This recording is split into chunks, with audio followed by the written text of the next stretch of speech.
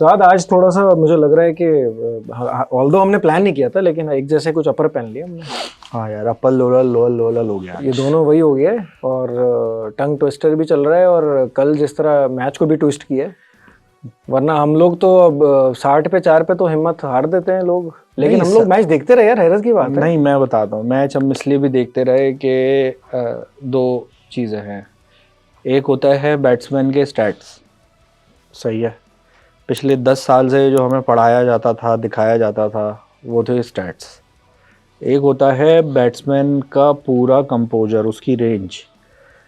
कल पता नहीं क्यों अंदर से एक ये कॉन्फिडेंस था कि सलमान आगा को टेस्ट मैच में देखा है, वो स्पेशली टेल के साथ खेलते, टेल के साथ उसको बैटिंग करनी आती है। और साइम अयूब इस वक्त उस पे जो रंग चढ़ा हुआ है ना, साइम अयूब के का हिट मारना बाइसे ताज्जुब नहीं था, लेकिन उसका जो डिफेंस था ना, जितना बेहतरीन उसने डिफेंस किया, और जिस जिस किस्म की बॉलों को उसने रबाडा की ऊपर तुम देखो आती हुई, और वो 12 बॉलें खेली हैं उसने बाटमैन की, डॉट 2 ओवर पूरे मेडन, और तीसरे ओवर में भी वो क्रीज पे था, लेकिन वो 14वें बॉल पे उसने सिंगल लिया। वो चीज होती है। ये अब पता नहीं, अब ये खैर हमारी शायद नजर इस तरह की है, क्योंकि हमने जिन लोगों को देखा है वो कहते हैं ना कि 80 से क्रिकेट देखी है ना यार, तो हमने तो सारे फ्लेवर अब देखे। वो जिस हमने क्वालिटी का देखा हुआ है, तो उसको देख के जो एक अपना थॉट प्रोसेस बिल्ड होता है ना, वो यही था कि यार जिस तहम्मुल से इसने बैट्समैन के 2 ओवर डॉट किए थे ना, कि कोई मसला नहीं है यार, कोई मसला नहीं है, और उसमें भी बीट नहीं हो रहा था वो ज्यादा,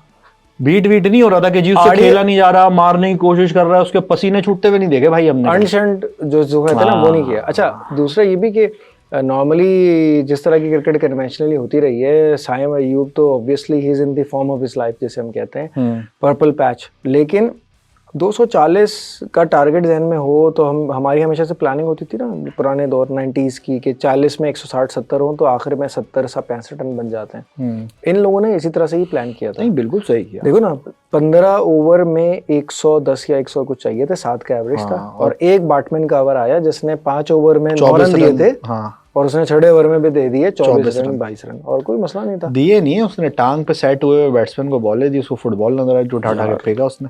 मतलब उतनी मुश्किल विकेट पे जहाँ कोई बॉल बैठ भी रहा है तो स्पिन भी हो रहा है, और उठ भी रहा है, स्लो भी आ रहा है। इन्होंने अच्छा खेला दोनों ने। सबसे शम्सी को जो सलमान आगा ने खेला है ना कल, उसने जहर निकाल लिया था शम्सी का, वरना शम्सी पाकिस्तान के खिलाफ उसकी 3 विकेटें तो पक्की होती हैं।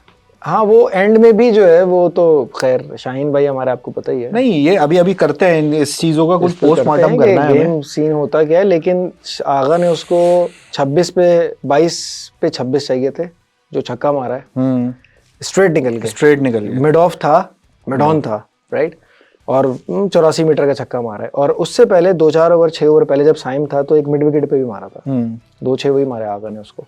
तो एक तो स्पिन को जो अच्छा खेलता है ना, तो वो यार आराम से, कोई भी स्पिनर हो कोई प्रॉब्लम नहीं है, इसको बहुत हवा बनाया हुआ था, और नॉर्मली खेलते खेलते भी 54 रन निकाल लिए आराम से शम्सी से। 54 रन भी निकाल लिया। अब जरा बैट्समैन की रेंज की बात कर लेते हैं ना काशिफ भाई।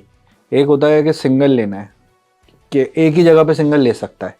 अभी हम लोग पिछले 5 सालों से जो बैट्समैन देख रहे थे, उनका एक पर्टिकुलर जोन है, वो जो डिग्री की बात करते हैं ना भाई, 360 डिग्री छक्का नहीं मार सकते, 360 डिग्री सिंगल तो ले सकते हैं। स्ट्राइक तो रोटेट करो ना यार, कितनी बेहतरीन स्ट्राइक रोटेट करी है कल। और जो गेम अवेयरनेस थी ना, चल रही थी कि यार 5 बॉलों पे 4 आ गए, 5 आ गए, 7 आ गए, 2 वाइट हो गई हैं। वो अवेयरनेस इंपॉर्टेंट है, कम्युनिकेशन इज वेरी इंपॉर्टेंट। हमने देखा है जावेद मियादाद, सलीम मलिक जो अच्छे चेजर थे, ये सारे बात आपस में बहुत करते थे यार। इंजमाम उल हक के कितने बड़े-बड़े चेजेस हमने देखे हैं। इंजमाम और यूसुफ जिस तरीके से चेज करते थे, उनको पता था कि भाई ये वाले बॉलर को नहीं मारना, इस वाले बॉलर को मारना है। अब ये जब भी आएगा ना, तो पहली बॉल से ही उसकी जो है ना फैटी लगानी है। जब बैट्समैन दूसरे स्पेल में आया, साइम अयूब, आगा सलमान, इनको पता था कि भाई हमें रबाडा को नहीं मार सकते हम, येंसन का बाउंस मतलब काफी ज्यादा वो उसकी हाइट अनयूजुअल है, तो जरूरी नहीं है कि उसको मार पाए। तो एक ही आपके पास इसका विकल्प बचता है, वो है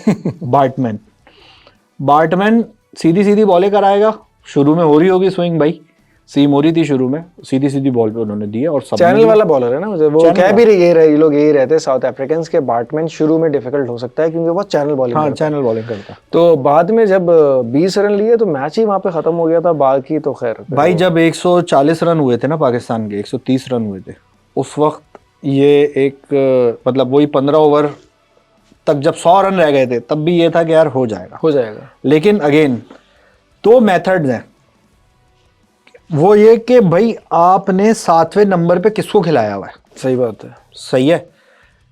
एक तो ये कि वो नया लड़का है भाई, वो आई एग्री के यार हो सकता है he may be a good player, मैंने उसको देखा नहीं है।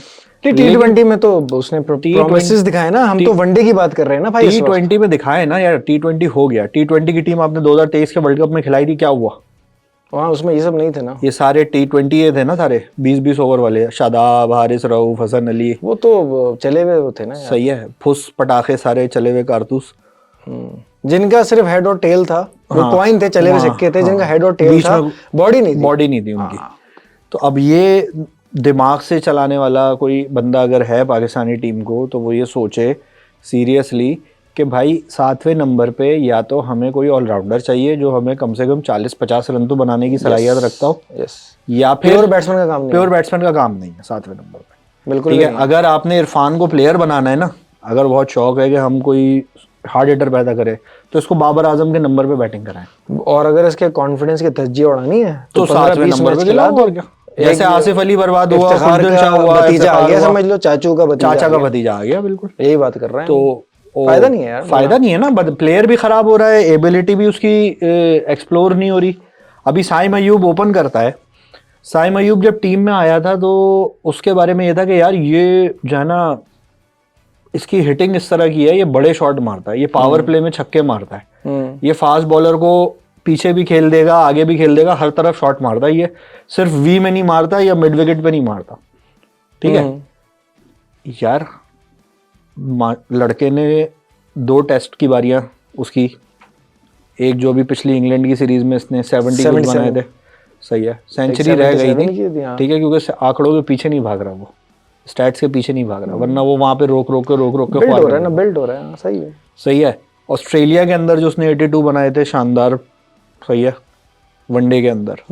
और एक ये T20 की बारी कोई भी खेल ले वो, मैं उसको बहरहाल उसके प्लेयर की जो एक ग्लोरीफाई करने के लिए नहीं कहूंगा किसी भी प्लेयर के लिए, क्योंकि वो एक अलग कैटेगरी है भाई, वो टोटल वो डिफरेंट है यार, वो दैट इज इधर से अलग ही रखें, that is a commercial form of cricket. सही है। अब तो ओडीआई क्रिकेट के 50 ओवर बहुत ज्यादा लगते हैं, उसमें भी पूरी प्लानिंग, उसमें देखो ना, जब भी चेसेस की बात होती थी पहले भी, तो चाहे वो माइकल बेवन के चेसेस हों या धोनी जब शुरू में आया था 2004-05 में, तो वो एंड में जब खेलता था, शुरू में तो खैर आगे खेलता था, लेकिन उसके अलावा सलीम मलिक और ये अरविंदर डिसिल्वा, ये सारे प्लेयर्स थे जो गेम को बनाते थे, एंकर करते थे, सिंगल डबल करते थे। और फिर स्पेशलिस्ट ये होता है ना कि यार आप रन रेट लेके चल रहे हो, आप बॉलर को आपने नापा हुआ है, यार किसके कितने ओवर रह गए, आएगा ये 2 तो इसके आएंगे भाई। सलमान आगा नाप के चल रहा था, उसने कहा गेम अवेयरनेस है यार, गेम अवेयरनेस है यार। देखो ना 5 साल में किसके पास नजर आई गेम अवेयरनेस पाकिस्तान में? बाबर आजम के पास कोई गेम अवेयरनेस नहीं, सही है, थोड़ा बहुत है। रिजवान के पास गेम है, अवेयरनेस नहीं, अवेयरनेस। बॉलिंग खैर कैप्टनसी उसने, बॉलर अच्छा यूटिलाइज करता है वो, मुश्किल पिच पे कभी भी मैंने रिजवान को अच्छा खेलते हुए नहीं देखा। वो इतना मतलब अगली तरीके से आउट होता है यार, जरा सी मुश्किल विकेट हो, जरा सी बॉल आगे पीछे हुई, वही वाली मिसाल आ गई है और गेम हो गया। तो यार किस तरह से उसने एक बॉल को टांगों से लगा के विकेट पे, हमारे यहाँ जो है ना पाकिस्तान के अंदर एक रिवाज है, कम से कम पिछले 15 साल से, मिसबा के दौर से शुरू हुआ ये, हम किसी भी एक ऑर्डिनरी मीडियोकर प्लेयर को बाप बना देते हैं। थिसारा परेरा को पाकिस्तान ने बाप बनाया, हमने जिम्बाब्वे के मूसा रवानी को बाप बनाया हुआ है, ठीक है। अब ये कल बैट्समैन को बाप बना दिया था, कमेंटेटर बोल रहा है he has got the big guns of Pakistan, Babar Azam and Rizwan, these are the big guns. ये भैया अब एक नाम तो है ना दुनिया में, ठीक है, ये तो हमें पता है ना कि अंदर कपड़े कितने फटे हालात क्या है, अंदर के कपड़ों का तो हमें पता है ना, कितने फटे हैं कितने सिले हैं, अंदर मॉल क्या चल रहा है, अंदर क्या माहौल है। वो बाबा वो उन्होंने तो बना दिया था उसको सुपर। अच्छा बट जब उस डैट को यानी कि बैट्समैन को जब साइम ने जब आड़े हाथों लिया है, लाइन लेंथ वगैरह सब आगे पीछे हो गई, पूरा प्लान, गेम प्लान एक तरफ बाबा, कैप्टन शम्सी को डांट भी पड़ रही है क्लासेस से कि शम्सी थोड़ा आगे आगे, तो आगे आया तो फिर पीछे चली गई बॉल। लकी रहा वो कौन है वो सरफराज का दोस्त फुलक वायो जो है वो थोड़ा सा अंदर होता ना। अच्छा 60 पे 4 और फिर 205 210 पे भी 4 ही आउट थे। तो जब इतने क्लोज आ गए हम, तो मैंने कहा यार पाकिस्तान इतनी आसानी से जीत पाएगा नहीं, कुछ ना कुछ तो अभी है ना ड्रामा होना है, और वो ड्रामा स्टार्ट हो गया। और फिर लेकिन अच्छा ड्रामे का फायदा ये हुआ कि इतने जो मीम्स और रील्स बने हैं उन दोनों की बातों के, वो कैसे मिलते फिर। हाँ माल तो देकर गए, माल तो देखिए नसीम शाह ने जो दिया है ना माल, यार उस पे करेंगे। पहले ये देखते हैं कि यार रनिंग कुछ अजीब सी हो रही थी कल, मतलब सिर्फ ये नहीं कि साइम और ये भी बड़ी अजीब सी रनिंग कर रहे थे। कामरान गुलाम अच्छा बैट्समैन है, सही है, लेकिन मुझे जो है ना वो थोड़ा सा समझ ले रिजवान लाइट लगता है। रिजवान का लाइट है वो, 4G लाइट है, 4G लाइट है वो 4G नहीं है, 4G लाइट है रिजवान का। तो उसकी हरकतें जो एक्साइटमेंट है ना उसकी, थोड़ा सा हाँ, उसको he needs to calm down, भावनाओं के ऊपर जो है ना उसको पूरा वो करना पड़ेगा, वरना जिस किस्म की उसकी एक्साइटमेंट होती है ना पिच तो पे जिस निश्चित रूप से भागा था, मैंने कहा तो सिंगल है, आधी विकेट पे आके कह रहा भाई तुमने बोला, ऐसा लग रहा था सीधा अभी यहाँ से मर्दान पहुंचेगा। हाँ तो थोड़ा सा लेकिन एक्चुअली कामरान गुलाम को बाबर की टीम में होते हुए परफॉर्म करना बहुत इंपॉर्टेंट है यार। अब ये इसका रीजन है क्योंकि इसका लिंक मैं बना रहा हूँ, क्योंकि टेस्ट मैच में बाबर आजम डेफिनेटली खेल रहे हैं और कामरान गुलाम भी खेल रहे हैं, और मे most probably Shan Masood will be opening the innings with Saim Ayub, जो कि डोमेस्टिक में भी दोनों करते हैं ओपनिंग। तो वहाँ पे फिर Abdullah Shafique is going out और missing out may be most probably, क्योंकि अगर बाबर को उन्होंने रखा है टेस्ट स्क्वाड में तो मोस्ट प्रॉब्ली खिलाएंगे जरूर। नहीं, रनिंग बिटवीन द विकेट थोड़ी सी साइम को भी इम्प्रूव करनी पड़ेगी यार, कुछ कॉलिंग का चक्कर है, कुछ कॉलिंग सही नहीं है, यस या नो उस तरह से। में एक दफा ये भी हुआ था, वो शम्सी ने बोल दिया था तो वो आगा जाके बोल रहा भाई मैंने नहीं, शम्सी ने बोला था। तो ये भी तो एक मसला है ना, हम जबान होने का। पाकिस्तान हिंदुस्तान फायदा नुकसान दोनों के जितने भी क्रिकेटर्स होते हैं, और ये जो बाहर चले जाते हैं। देखें क्लासन ने भी अच्छे खासी डॉट बॉल खेली है, क्योंकि क्लासन भी उन्हीं बॉल्स को मार रहा था जो उसकी रेंज के अंदर आ रही थी। उसको पता था ये विकेट जो है पाल की, ये एक्चुअली ये पाल जो है ना ये केप टाउन से बहुत करीब है, मतलब बिल्कुल ट्विन सिटीज सॉर्ट ऑफ है, 40-50 किलोमीटर है। एक स्टेडियम इधर है, फिर टेबल माउंटेन आती है, और फिर दूसरा टूल लगता है बीच में। क्या लगता है? टूल देना पड़ता है? टूल नहीं है वहाँ पे, बस ये है कि आप चले जाएं पैदल। अच्छा, तो दोनों की जो हालात हैं ग्राउंड्स के वो डिफरेंट है। पाल हमेशा से इसी तरह की विकेट रही है, और वो जो सक्सेसफुल चेज दिखा रहे थे पिछले 20-30 सालों का, उसमें एक दफा 290 चेज हुआ है, सारे साउथ अफ्रीका ने किए हैं। किसी भी दूसरी टीम के कोई एक आध चेज था ही नहीं उसमें, एक आध कोई होगा तो होगा 250 290। यहाँ पे विकेट डिफरेंट है और केप टाउन की wicket. South Africa is always a difficult destination for Asian teams. ये तो 90s और अर्ली 2000 में ज़रा पाकिस्तान थोड़ा सा तगड़ा था तो कुछ ना कुछ मैच जीत जाते थे, वरना बाकी एशियन टीम्स तो कुछ भी नहीं कर पाती थी यहाँ पे यार। लेकिन ना उस टाइम पे भी अगर याद हो साथ, जब एक सीरीज हुई थी south Africa Pakistan West Indies की साउथ अफ्रीका में, जिसमें एलन डोनाल्ड और ये सारे थे, पॉलक नहीं था उस वक्त, तो पाकिस्तान और वेस्ट इंडीज फाइनल में पहुंच गए थे। साउथ अफ्रीका नहीं पहुंचा। साउथ अफ्रीका 92-93 की बात है ना, 93 नई टीम प्रीसाइसली 93, क्योंकि वसीम अकरम कप्तान था वहाँ पे। उसकी भी वजह ये है कि उसमें वेस्ट इंडीज ने जिस तरीके से साउथ अफ्रीका को फोड़ा था ना, और वेस्ट इंडीज की टीम उस वक्त बहुत तगड़ी थी। वेस्ट इंडीज वही साइकिल था, वेस्ट इंडीज पाकिस्तान को हरा रहा था, पाकिस्तान साउथ अफ्रीका को हरा रही थी, और साउथ अफ्रीका वेस्ट इंडीज के मैचेस थोड़े से डिफरेंट तरीके के हो रहे थे। कभी वेस्ट इंडीज जीत रहा है और वेस्ट इंडीज ने ज्यादा जीते। वेस्ट इंडीज अच्छा, पाकिस्तान 2 मैच साउथ अफ्रीका को हरा देता है, वो भी वही कि 200 रन चाहिए साउथ अफ्रीका को, 150 पे आउट है, 50 पे इन्होंने जब बॉल रिवर्स स्विंग होना शुरू हुआ तो वसीम वकार ने बजा वो तो यार 93 में तो वसीम वकार को कोई भी नहीं खेल सकता था। उसके बाद से वो जब से मंडेला ट्रॉफी हुई, एक दफा मंडेला ट्रॉफी में भी पाकिस्तान बहुत अच्छा खेला जब सलीम अली कप्तान था, और सारा जो मैच फिक्सिंग का फियास्को वहां से स्टार्ट हुआ था। उसके बाद पाकिस्तान ने साउथ अफ्रीका से जीतना भूल ही गए। उसमें 96 के वर्ल्ड कप में हम अपने होम ग्राउंड पे हारे, 99 के वर्ल्ड कप में हारे। नहीं बीच में 95, 96 और 99 के बीच में पाकिस्तान की टीम में कुछ चेंजेस भी रहे, और साउथ अफ्रीका थोड़ा सा हमारे ऊपर हावी था। सही कह रहे हैं। 2001 में जाके 6 साल बाद पाकिस्तान ने साउथ अफ्रीका ट्रॉफी हुई थी एक पाकिस्तान में 97 में, लाहौर में ज्यादातर मैचेस हुए थे। 96 में नहीं, 97 में हुई थी। 94 में हुई थी, सलीम अली कप्तान था। नहीं नहीं यार, ये जिसमें शॉन पोलॉक ने 3 आउट कर दिए थे पहले ओवर में, सईद अनवर, वो आमिर तो सुहेल। इंडिपेंडेंस कप था। हाँ, वो 4 इंडिपेंडेंस टीमें खेलनी थी ना, क्वाड्रेंगुलर था जिसमें। उसमें भी हार गए थे। उसमें भी, लेकिन वो मैच किस तरह हारे थे? वो 9 रन से हारे थे।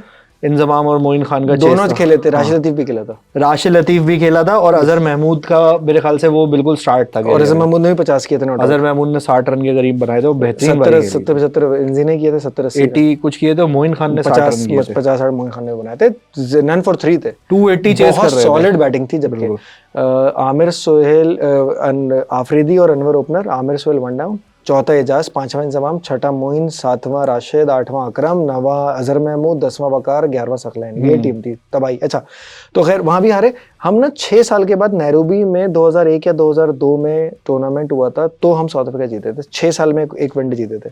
वहां से फिर थोड़ा बहुत चलो इवन स्टीवन होना शुरू हो गया। लेकिन वो क्रोनिया की कैप्टनसी का भी कुछ यार आप उनकी टीम भी अच्छी थी। उनकी टीम वनडे की बहुत सेटल टीम थी, और बहुत अरसे तक वो नंबर 1 भी रही वर्ल्ड। टेस्ट मैच तो पाकिस्तान ने हराया है उस दौर में साउथ अफ्रीका को। टेस्ट मैचेस यार मुशी ने आउट किए थे। एक आध मैच पाकिस्तान की बैटिंग फेल होती थी साउथ अफ्रीका में हमेशा से ही। सही है। सईद अनवर जैसे प्लेयर की भी वनडे में जो है ना 100 नहीं है साउथ अफ्रीका में।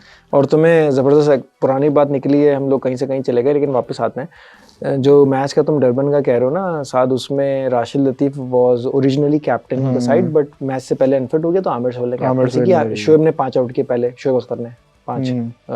सेकंड इनिंग में 250 चाहिए थे और 6 आउट कर दिए मुशी ने। उसमें राशिद लतीफ इतना मतलब एंथुजियास्टिक था खेलने के लिए कि वो सिली पे फील्डिंग की उसने 50-60 ओवर, और उसने 3 कैच भी पकड़े।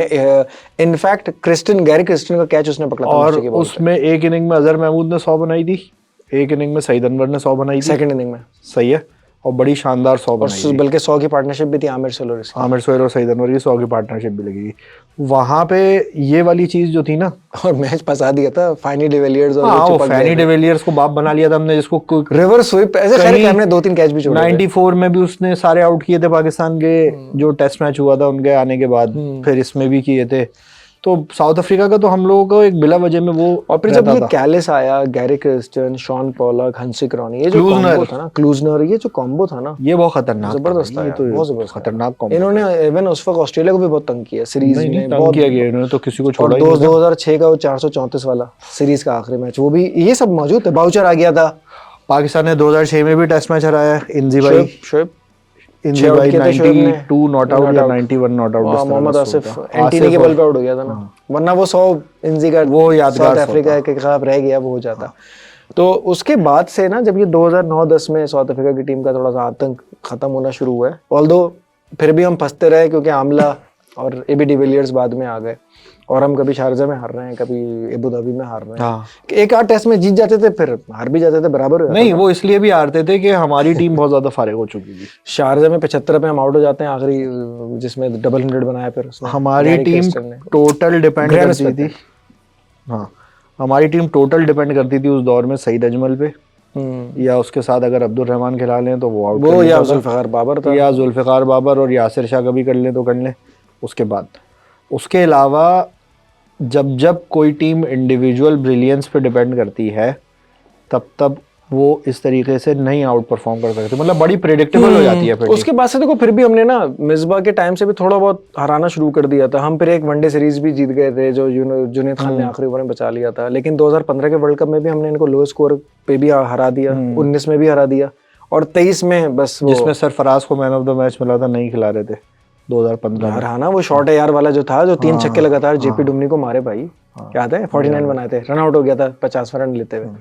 तो उसके बाद 19 में भी हारिस सोहेल ने अच्छा खेला था, और ओपनर्स भी अच्छा खेले थे, और 23 में भी हरा ही दिया था यार, एक आउट रह गया था वो हारिस रऊफ की बॉल पे शमसी वाला। हाँ, वो भी अगर रिव्यूज आया नहीं हुआ होते तो। नहीं, रिव्यू तो था, वो क्लिपिंग वाला था ना, अंपायर ने आउट नहीं दिया। नहीं, उसके बाद एक और आउट था।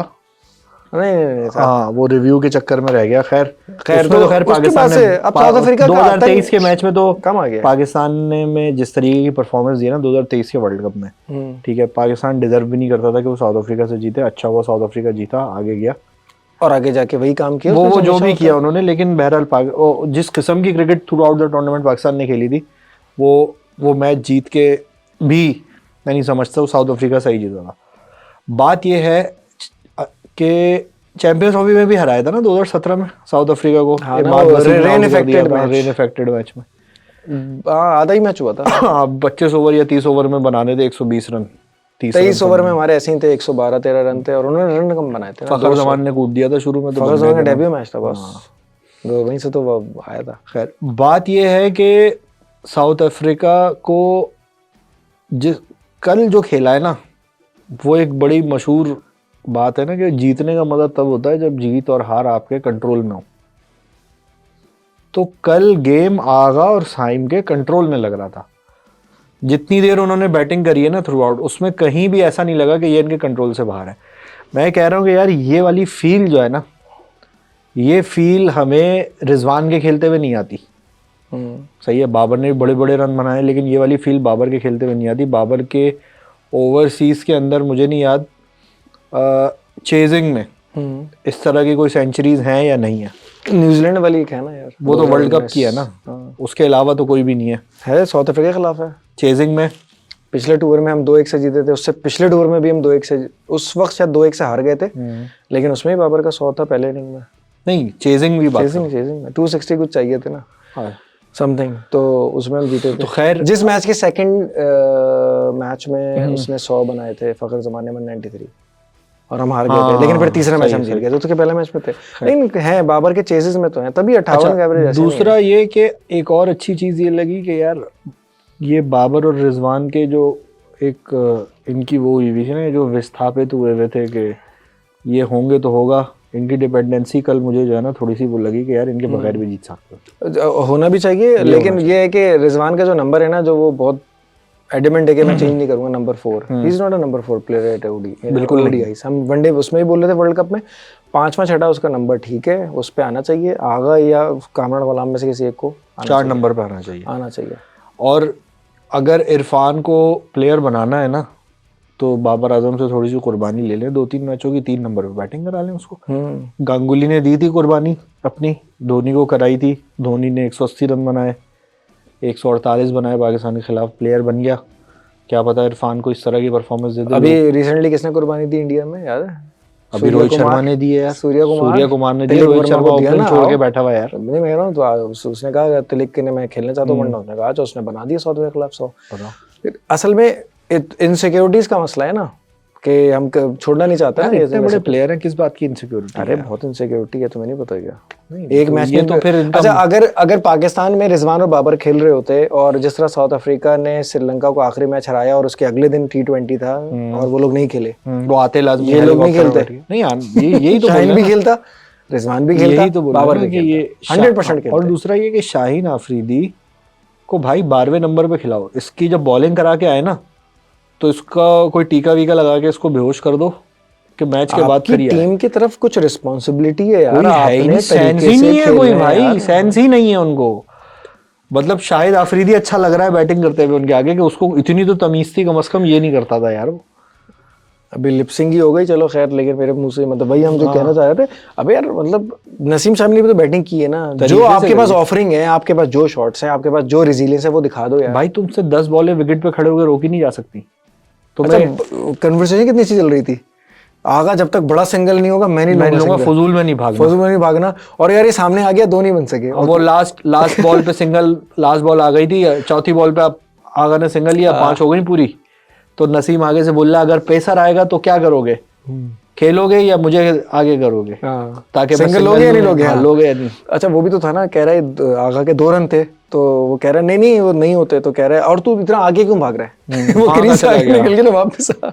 ये कन्वर्सेशन बहुत इंपॉर्टेंट होती है। इंपॉर्टेंट होती है। और सलमान आगा ने जिस तरीके से साइम अयूब से रन बनवाए हैं ना कल, साइम अयूब ने कल बहुत उसको उठा लिया था उसने यार। उसने साइम अयूब को जिस तरीके से पूरे मैच में चलाया ना, ये सीनियर प्लेयर के लिए बहुत यार। काशिफ भाई, हमने कोई ऐसी क्रिकेट तो नहीं खेली जो प्रोफेशनल लेवल में आए, लेकिन क्लब लेवल पे या कहीं पे भी जब भी आप किसी सीनियर प्लेयर के साथ बैटिंग करते थे और वो आपको चला रहा होता था ना, उससे बहुत कॉन्फिडेंस मिलता है। उससे जो कॉन्फिडेंस मिलता है ना भाई, वो आपका स्कोर खुद ब खुद बनता है।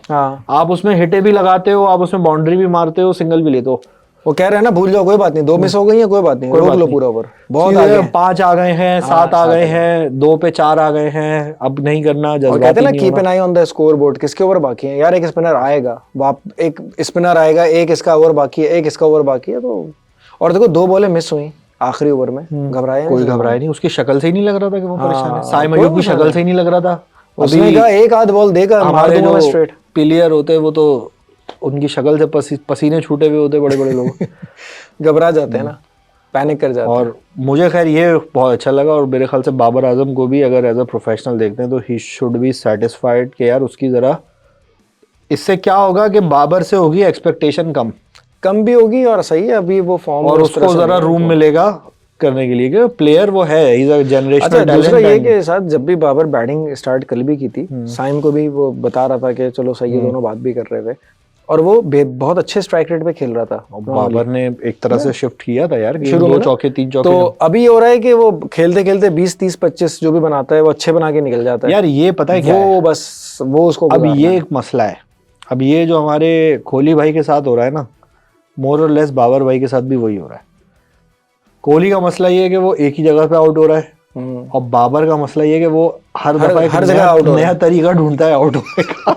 सही है यार अब पहले वो जो है मिड विकेट पे कैच देके आउट होता था, मतलब कल में मैं नहीं पूरे वर्ल्ड कप तो मिड विकेट मारी है उसने। सलमान आगा ने आधे रन कैसे बनाए हैं, टांग के पीछे ग्लांस करके या स्क्वायर लेग पे खेल के। अगर उसने 25 रन भी ऐसे बनाए ना 80 में से, तो इसका मतलब बाबर आजम 25 दफा आउट होता उस बॉल पे। सलमान ने देखो ना कितनी मेजर्ड खेली है, पूरी इनिंग में 2 छक्के मारे हैं और 3 या 4 चौके मारे, जिसमें से जो एक चौका तो आखिरी वाला था। हाँ। तो यही होता है यार कि और स्ट्राइक रेट है 91 92 सिंगल से भी होता है ना, आराम से सिंगल से हुआ ना स्ट्राइक रेट। और देखो ना दूसरी बात ये वनडे है ही गेम सिंगल डबल का भाई। अच्छा दूसरा ये कि when you are chasing a mediocre score of 239 240, तो आपको जाहिर बात है वो 150 के स्ट्राइक रेट से खेलने की जरूरत नहीं है। साइम ने भी 91 के स्ट्राइक रेट से खेला सर। एक सवाल है मेरा, 70 बॉल पे 50 था साइम का, कोई मसला नहीं है। एक सवाल है मेरा, अगर ये 280 होते सही है, और 15 ओवर में 130 रन या 40 रन रह गए होते, क्या नहीं बनते? बन सकते थे, क्यों नहीं बन सकते थे? क्यों बन सकते थे? उस सूरत में बन सकते थे जब जब साइम और आगा तो अपना काम कर रहे हैं, चलो साइम 105 110 पे आउट हो गया, 80 पे हो सकता, 90 पे हो सकता, जो भी है भाई, 7 8 9 का भी तो दुनिया में कोई काम है ना, वो किस बात की तनख्वाह ले रहे हैं? वो गवर्नमेंट जॉब। तो ये है मसला हमारा। तो नहीं असल में ये तीनों ना 7 नंबर ने रन किए, 8 नंबर वाला जो है वो आके अल्लाह भला करे आपका 10 बॉले 0, और अचानक एक कहते हैं ना इनके जो सुसर थे वो आसमान की तरफ देख के मारते थे, ये जमीन की तरफ देख के यूं इन्होंने बैट घुमा दिया। नहीं लेकिन यार अगर थोड़ी रिस्पॉन्सिबिलिटी दिखा लेता तो इतना कोई मसला नहीं था। जबरदस्ती के शमसी को अगर वो मार भी देता ना, वो सीधी खड़ी हो जाती। हाँ यार उसको बॉल ना हैंड से वो पिक तो कर नहीं रहा था, वो तो टुल्ले मार रहा था यार। और अगर टुल्ला ही मारना है ना स्पिनर को, तो कोई ऐसी गेंद तो पिक करो, स्पिनर को फिर आगे बढ़ के मारो, टुल्ला मारना है, बॉल टिप्पा ही ना दो ना, टिप्पा नहीं दो फिर उसको। खैर अब ये तो हो गया नसीम से तो ये, लेकिन जो बैटिंग ऑर्डर है ना, ये 6 के बाद इरफान का 7वें पे काम है या नहीं, और फिर अचानक से जो स्लाइड हो जाती है ना, ये सारे ठक ठक ठक ठक 4 बॉलर हैं, इसके जो कॉम्बिनेशन है ना, इसको ठीक करने की जरूरत है। भाई यहाँ पे आमिर जमाल को होना चाहिए था, सही है, आमिर जमाल को खिला के, आमिर जमाल ने जिसने टेस्ट मैच में परफॉर्म कर लिया ना, ठीक है, इसका मतलब वो वनडे में कर सकता है, पूरा पोटेंशियल है उसके अंदर। वनडे में आमिर जमाल को हर मैच में 7वें नंबर पे होना चाहिए। जैसे अब आपको अब्दुल रज़ाक टाइप का प्लेयर पैदा करना है, ठीक है, या अजहर महमूद टाइप का प्लेयर पैदा करना है। अजहर महमूद तो खैर इतना बड़ा शुरू उसका तो ड्रीम स्टार्ट था, लेकिन 98 के बाद से जो है वो फारिग हो गए थे बिल्कुल हर लिहाज से, 99 वर्ल्ड कप के बाद से इनफैक्ट। अब्दुल रज़ाक जैसा ऑलराउंडर, हार्दिक पांड्या जैसा ऑलराउंडर पैदा करने के लिए आपको उसे ऊपर खिलाना पड़ेगा। 99 वर्ल्ड कप में अब्दुल रज़ाक को वसीम अकरम ने 3 नंबर पर बैटिंग करने के लिए भेजा। एजाज अहमद, यूसुफ, सलीम मलिक, इंजमाम सब 1 नंबर पीछे आ गए। बिल्कुल सही है। मोइन खान जैसा जो बैट्समैन के तौर पे भी खेलता है पाकिस्तानी टीम से, वो 8 या 9 नंबर पे बैटिंग कर रहा है, क्योंकि उसने रज़ाक को प्लेयर बनाना था। तो भाई अगर इरफान को प्लेयर बनाना है उसको 3 नंबर पे डालें, बाबर को 4 नंबर पे डालें, और बीच में एक ऐसा बैट्समैन हमारे पास होना चाहिए जैसे हारिस सुहेल है या सऊद शकील है, जो बाबर के आउट होने के बाद मैच को कैरी कर सके। हाँ, लेकिन ये भी तो है ना साथ, कितने एंकर्स खिलाएंगे, सारे एंकर ही तो नहीं खिलाएंगे ना। नहीं, सारे नहीं खिलाएंगे ना, लेकिन एंकर है कौन अभी? भाई अभी इस टीम में सऊद को भी डाल देंगे तो निकालोगे किसको? मैं बताता हूँ आपको बेहतर कॉम्बिनेशन क्या हो सकता है। अब्दुल्ला शफीक की जगह आपके पास फखर जमान और साइम अयूब हो गए। ये वो प्लेयर हैं जो 150 के स्ट्राइक रेट पे भी खेल सकते हैं। साइम अयूब कम से कम 150 और 70, ये पूरी रेंज है। नहीं तो फास्ट हो या स्पिन हो, किसी को भी नहीं, मतलब आराम से डिफेंस भी करेगा, मारेगा भी। फखर जमान की एक रेंज है कि वो 90 के स्ट्राइक रेट पर ही खेलेगा, ना इससे ज्यादा नीचे जाएगा तो आउट हो जाएगा, इससे ऊपर जाएगा तो फिर तो दूसरी टीम आउट हो जाएगी। सही है। 3 नंबर पे अगर आप इसको खिलाते हैं इरफान को, तो आपके पास 4 पे बाबर, 3 विल भी बहुत ज्यादा ऊपर हो जाएगा उसके लिए, क्योंकि डोमेस्टिक में कभी नहीं जिंदगी में खेला। चलो यार 4 पे 5 पे 5 या 6 सही है। 6 भी कोई नंबर नहीं है काशिफ भाई, प्लेयर नहीं बनेगा। दुनिया के लोग 6 पे खेलते हैं, क्या हो गया यार? 5 पे 6 पे नहीं, टेस्ट में बटलर खेलता है, वो खेलता है, वो बटलर भी शुरू में ऊपर आके खेल के रन बना के पीछे ही खेलता था, शुरू में कहाँ ऊपर आया, पीछे ही खेलता। लेकिन देखो 6 के बाद ना 7वें से ऑलराउंडर या बॉलर्स ही स्टार्ट होते हैं। टेल है 7 इज टेल। हम कहते हैं ना 6 होने चाहिए, वो कहते हैं ना, वो जो बड़ा मशहूर एक फिक्रा है कि अगर आपके 6 बैट्समैन नहीं कर रहे तो 7 भी नहीं करेंगे, है ना। तो 7वां जो होता है ना, वो ऐसी पोजीशन हो कि वो एक अच्छा ऑलराउंडर आपको कहीं ना कहीं से ढूंढ के निकालना पड़ेगा। भाई माइक हसी को 7वें नंबर पे खिलाते थे अगर, तो उसको भी मैचेस जीतने के लिए और वो करने के लिए ऊपर 5वें पे डालना पड़ा उनको। हाँ, शुरू में तो थोड़ा सा पीछे आता था ना। सही है। उसके बाद उन्होंने बड़े एक्सपेरिमेंट किए। असल में ये मेथड लाए थे हमारे दादा सौरभ गांगुली। 7वें पे कैफ आता था। कैफ ने एक मैच में तो कर लिया परफॉर्म, वो भी क्योंकि वो एक एस्टेब्लिश्ड फर्स्ट क्लास क्रिकेटर था, अंडर 19, और वो सारा प्रोसेस करके आया। अभी इरफान के कितने फर्स्ट क्लास मैच हैं किसी को नहीं है ना। सही है। उसके बाद दोबारा उसने इस तरह की बारी नहीं खेली। उसको जब उन्होंने एस्टेब्लिश करना चाहा, उसको ऊपर खिलाया, उसको 3 नंबर पे खिलाया, उसको ओपन भी कभी कराया होगा उन्होंने 4 पे 5 पे।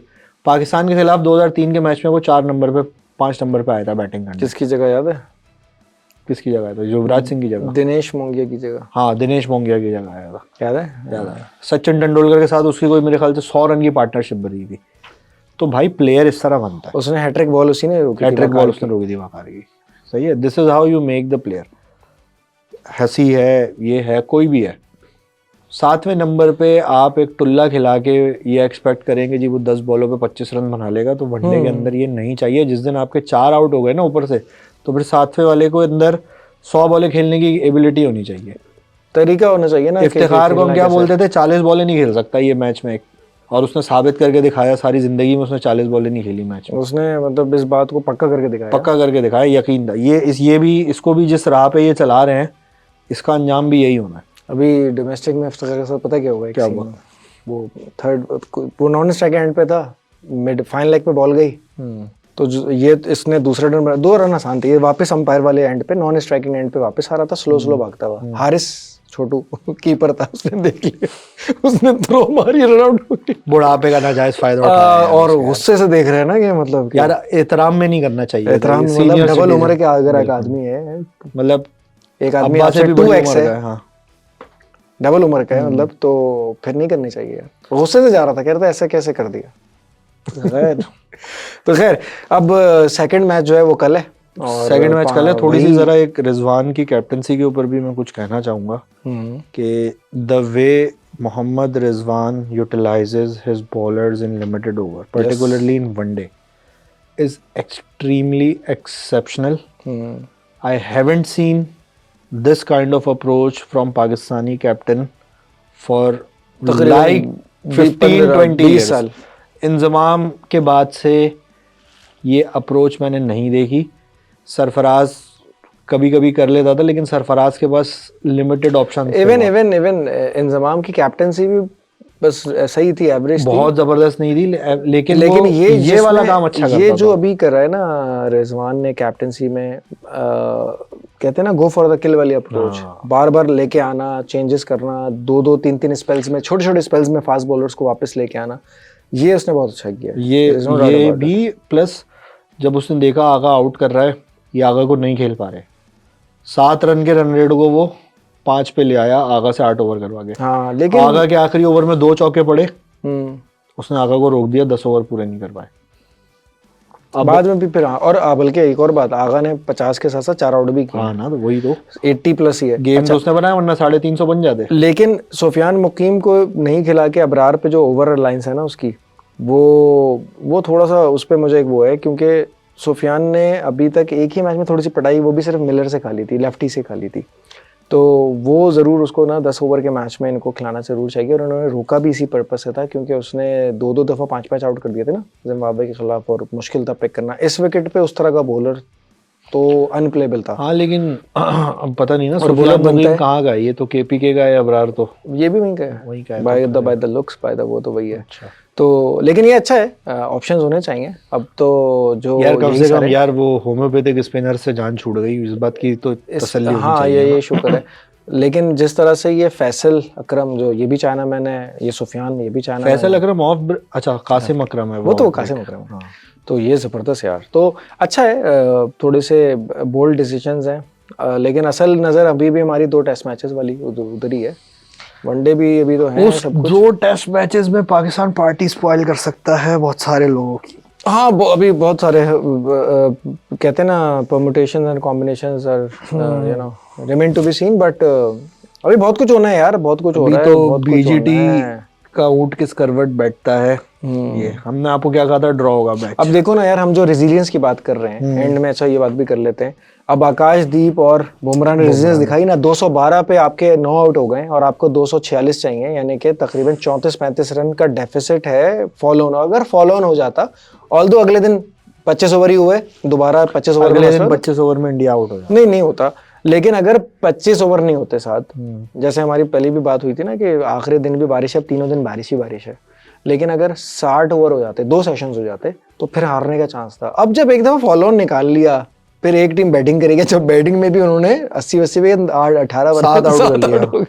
बुमराह ने फिर 3 कर दिया। अच्छा बुमराह ने मेरे ख्याल से पहली इनिंग में 5 या 6 लिए थे, 6, अच्छा 10 नहीं हुए आज तक। बुमराह ने 10 विकेट नहीं लिए यार, लेकिन उसकी 10 विकेटें नहीं चाहिए भाई, जो वो करता है ना वो काफी यार, वो अकेले ही बेचारा कर रहा है ना। रिचर्ड हेडली के साथ अलावा बैटिंग रिचर्ड में भी हेडली ने अकेले ही किया ना। नहीं बैटिंग वो यार उसने एक दफा पूरा रिचर्ड हेडली बन रहा है। हाँ स्टुअर्ट ब्रॉड को बहुत मारा था, 30 रन मारे थे ना, कितने 32 रन मारे थे।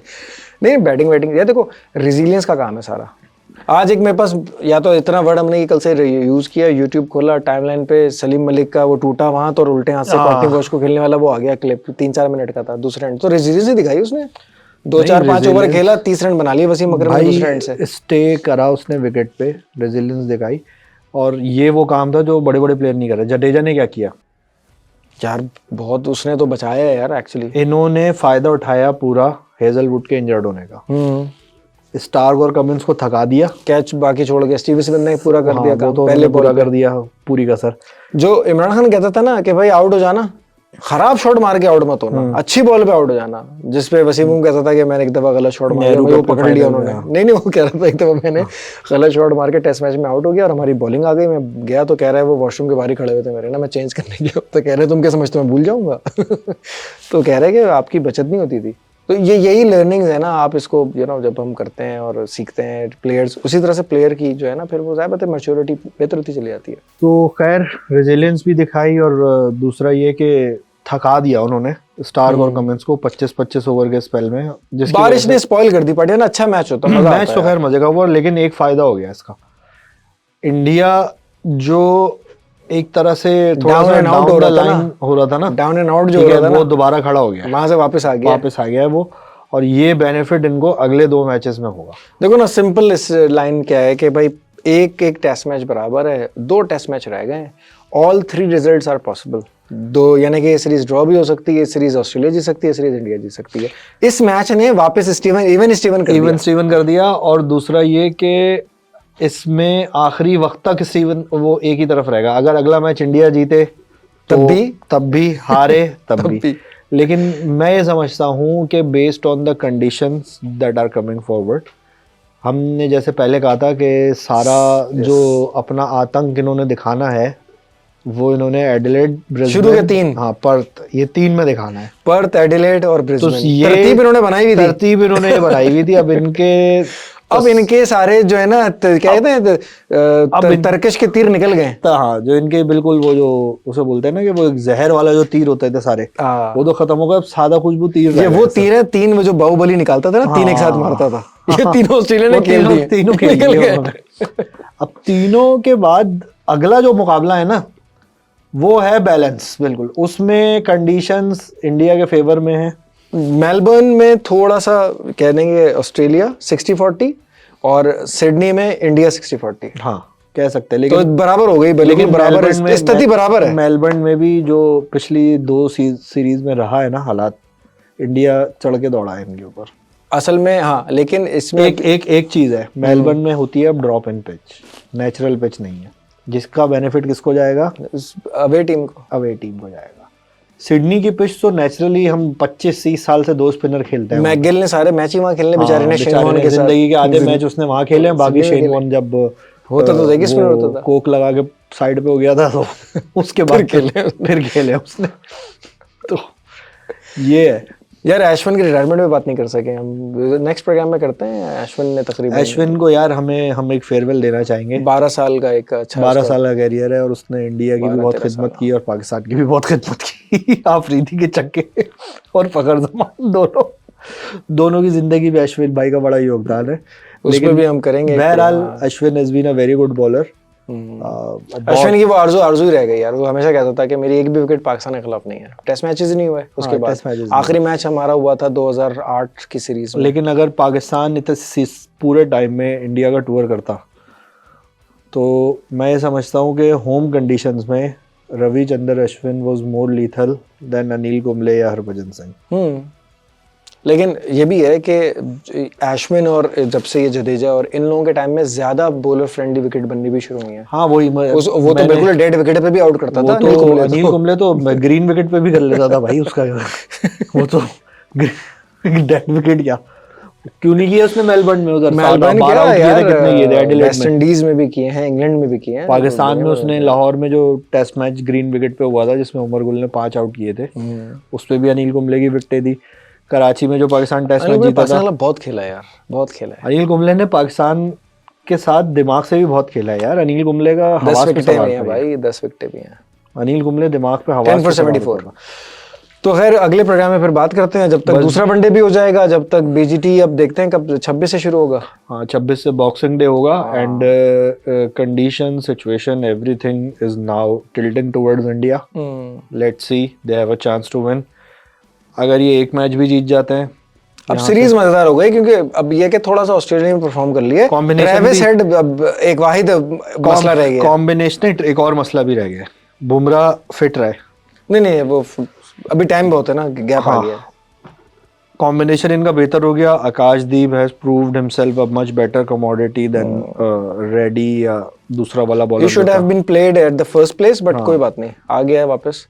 इनकी जो लोअर ऑर्डर का बैटिंग का था चैलेंज, वो जडेजा ने पूरा कर दिया, आकाशदीप ने पूरा कर दिया। ठीक है, अब सिर्फ इनके 2 वीक लिंक्स रह गए हैं जो कहने को ज़बान पे बहुत भारी हैं, क्योंकि उनके परफॉर्मेंसेस और एक्सपीरियंस वो भी बहुत भारी हैं। आंकड़ों के बेताज बादशाह और इस जनरेशन के सबसे अजीम प्लेयर विराट कोहली, उनके ऊपर थोड़ा सा बात करना चाहूँगा। मैं ये कहूँगा कि भाई देखें, लोग बहुत ज़्यादा विराट कोहली को आड़े हाथों ले रहे हैं।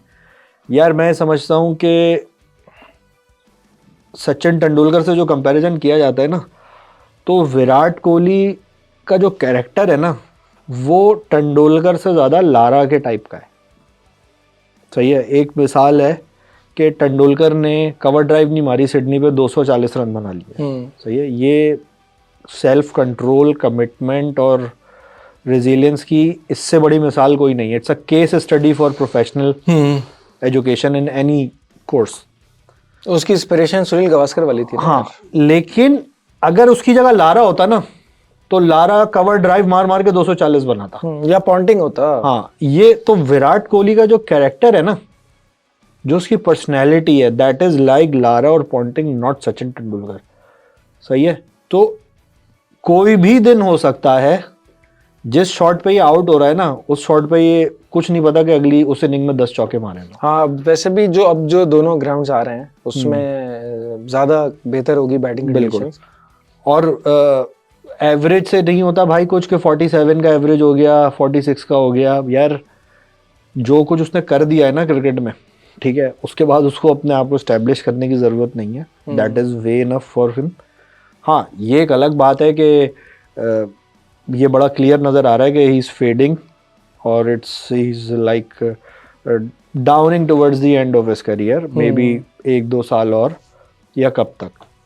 तो ये एक चीज़ है अपनी जगह। लेकिन ये वाला जो एंगल है ना कि कोई टेक्निकल मसला है, कोई वो है, तो यार अब 35 साल की उम्र में वो अपनी टेक्निक तो नहीं सही करेगा, ठीक है, लेकिन उसने जो कुछ भी क्रिकेट फील्ड में जितना टाइम गुजारा और जो कुछ किया है ना उसने रस्सी के इधर, वो जिस बॉल पे आउट हो रहा है ना, वो इस बॉल पे 10 चौके एक इनिंग में मारने की सलाहियत भी रखता है। ये है विराट कोहली। हाँ, ये अब पहले मैच में जो सॉस ने किया था वो उसको चलो एक मोमेंटम मिल गया था, लेकिन अभी 2 टेस्ट मैचेस हैं, इसमें निकल सकता है, बैटिंग कंडीशंस बेहतर होंगी। और रोहित शर्मा कौन से नंबर पे खेल रहा है बैटिंग? रोहित शर्मा खेल रहे हैं 6 नंबर पे। अब रोहित शर्मा को जो सेल्फलेस बोल के छड़ा दिया ना आवाम ने, सही है, तो ये भी एक बड़ा मसला है जनता का कि भाई सेल्फलेस, ब्रेनलेस को सेल्फलेस नहीं बोलना चाहिए कि जी पूरे वर्ल्ड कप में उसने सेल्फलेस बैटिंग की डेफिनेशन आवाम के नज़दीक क्या है कि यार बस वो आके अनशंड मारना शुरू कर दे, पहली बॉल से निकल के मारे, अटैक करे, इम्पैक्ट डाले।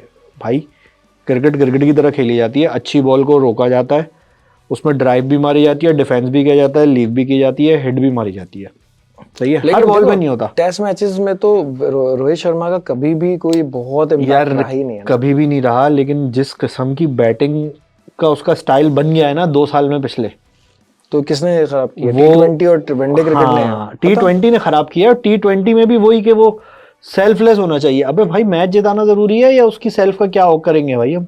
नहीं, देखो हर फार्मूला हर मेथड में नहीं चलता है ना, नहीं चलता ना। अब T20 क्रिकेट का एक डिफरेंट फॉर्मेट है, एक डिफरेंट उसका एक खेलने का तरीक़ाकार है।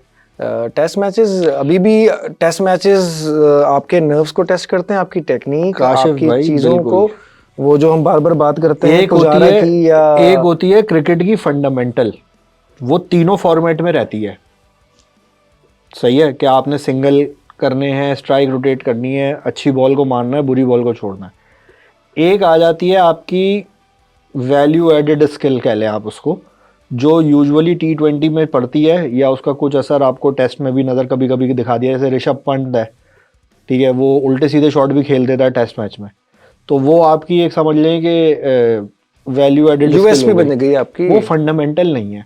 जब आप उसको फंडामेंटल समझने लगोगे ना, तो फिर इसका मतलब है कि दैट अब आप गलत रास्ते पर हो। तो जिस प्रेशर में या जिस भी वजह से ये किया है, ठीक है, उसका रिजल्ट है ये कि वो टेस्ट मैच में अच्छा वाला खेलता था, ठीक है, बहुत बड़ा नहीं था लेकिन यार अच्छा वाला खेलता था, वो इतना बुरा भी नहीं खेलता था, उसका ये हाल हो गया बेचारे का। वो प्लेयर बहुत बड़ा है। लेकिन तो इस टेस्ट मैच में ज़ाहिर है इंडिया फंस गया था एक जगह पे, लेकिन बारिश ने थोड़ी हेल्प कर दी है। और जब वही मुझे लग रहा था कि इतनी जब वेदर फोरकास्ट तो पहले से इनके पास होंगी, और 3-3 दिन बारिश के थे, फिर भी उसी दौरान इन्होंने मैच रख दिया। अरे आज तो बिजली कड़कने की वजह से भी वापस भेजा है। बारिश नहीं हो रही थी लेकिन ग्राउंड के आगे पीछे कहीं जो है वो लाइटनिंग हो रही थी, जिसकी वजह से उन्होंने वापस भेजा। तो चलो देखते हैं फिर आगे, उस पर भी बात करनी है अभी, क्योंकि बॉक्सिंग डे पे इनका टेस्ट मैच शुरू होगा, बॉक्सिंग डे पे, और फिर आखिरी मैच तो फिर जनवरी के फर्स्ट वीक में छुट्टी वाला टेस्ट मैच है, सारी दुनिया देख रही होगी, तो ऑल आइज, उसकी एक्साइटमेंट ही डिफरेंट होती है ना बॉक्सिंग डे मैचेस की। चलें, लेट्स सी।